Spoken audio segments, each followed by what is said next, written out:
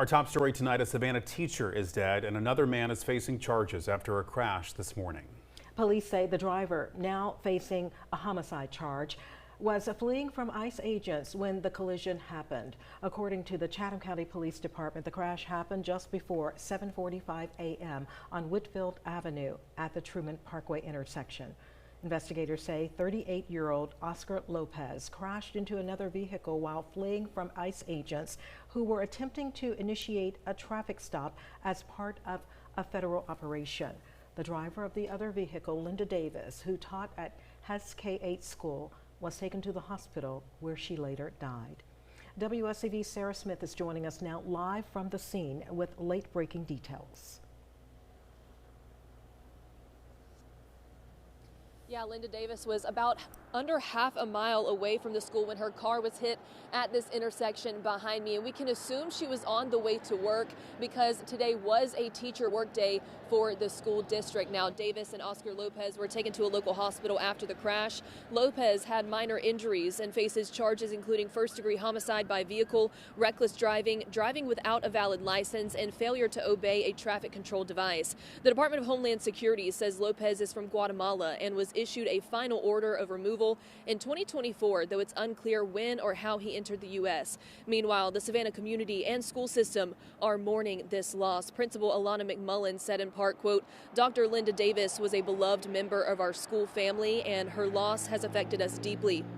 She continues, "The most important thing we can do is to be supportive and encourage an open expression of feelings." Now, there are resources available for students and staff who are especially taking this loss hard. Of course, we do have questions about this ICE operation, the reason for it, who is investigating now, and why local law enforcement say they weren't notified. Of course, we'll bring you those answers on air and online. And of course, tune in tonight on News 3 at 11. We speak with a witness to this crash. For now, reporting live in Savannah, I'm Sarah Smith, WSAV News 3, on your side.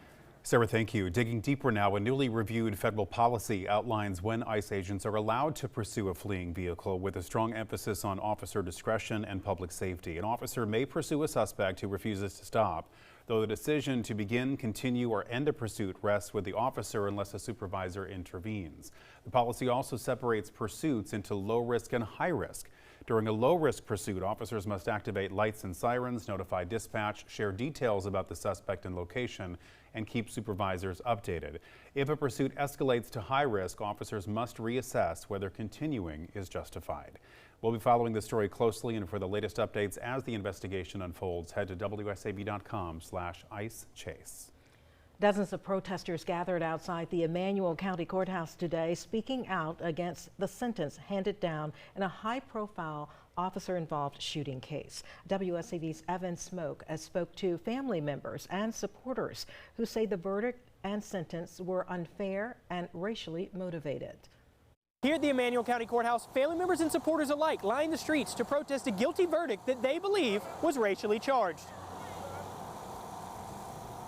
24-year-old Miel Marion's family tells WSAV that he was sleeping when officers executed a no-knock warrant in September of 2023, resulting in him firing a shot that struck Officer Dakota Lamb. Marion's family maintains that he fired the shot as he believed someone was trying to break into the home, and that officers did not announce themselves until the home's door was breached. His mother, Tara Green, says you would have never expected her son to be convicted of a crime. Don't even talk much. If you was in the room with him and you just say you was at a doctor's office with him and he was sitting beside you, in order for you to initiate a conversation, you would have to start the conversation because he wouldn't talk. Protesters Monday tell WSAV that they believe Marion was convicted and sentenced to a longer incarceration due to his race. Green says today's protest was not just for her son, but for all others who may have received harsher penalties. Me is just a vessel. It's more to it. If we're going to have a trial, we need to be able to have a fair trial. You know, so that's what we're here for. You know, it's Mia is the vessel, but we're trying to carry it a little further. It need to be equality all the way around the board.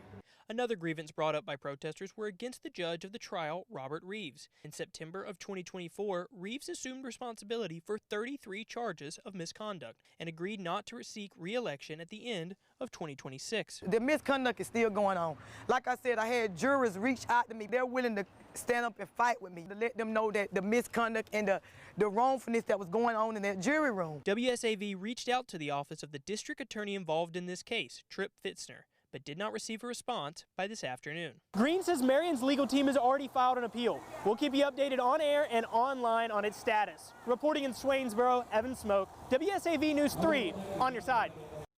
The Savannah Police Department is asking for the public's help in locating a man who escaped custody over the weekend. Police say the 24-year-old Stanley Smith escaped from officers at a hospital on Saturday and was last seen heading eastbound on East 67th Street toward the canal. His picture shows a cross tattooed on his forehead and on both cheekbones. He was last seen wearing a camo hoodie, black sweatpants, black socks, and no shoes.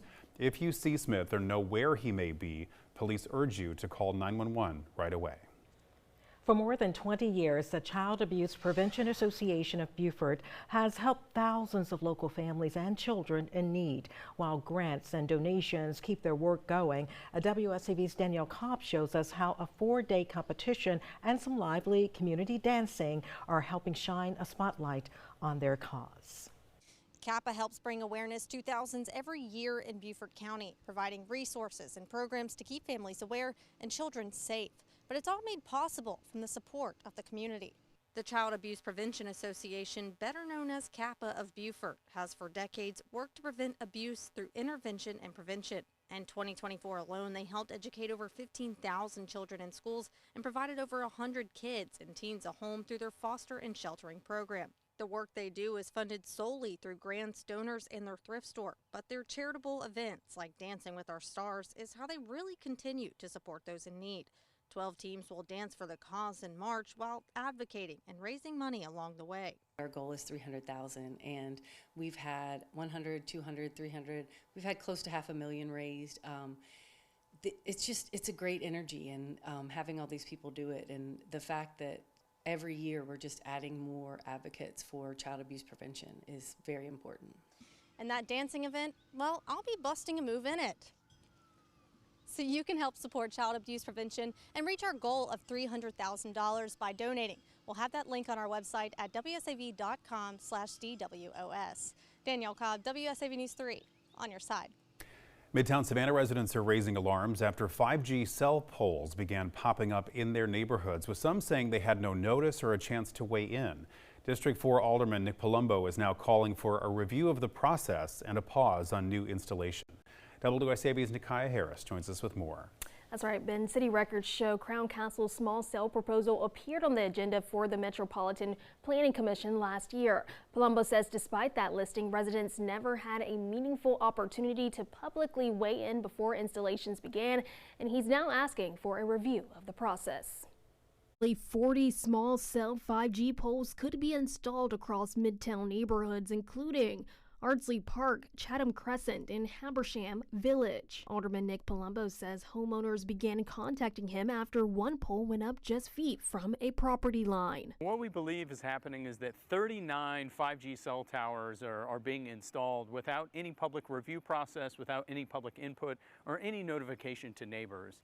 So it's really got them, the community, outraged by this placement, and we're seeking some feedback and input to see what's going on. City documents show the proposal was scheduled for review by the Metropolitan Planning Commission last August. Palumbo says residents never got the chance to weigh in before construction began. How could they apply for a public review process and then opt out of it at the same time? He points to Senate Bill 66, a 2019 state law that makes it easier to install small cell towers and limit local oversight. He says he formally requested a pause on new cell permits while City Council review its ordinance. We have reached out to Crown Council for comment. We are waiting to hear back. The City of Savannah is building a case, and I'm building the case so that we can get this in front of the right people and decision makers to tighten up the process and make sure that this doesn't happen again. Every single person's castle is their home, and they have a right to say what goes and what doesn't go in their yard. We're just asking for clarity, design review, and something that matches the beauty of our community.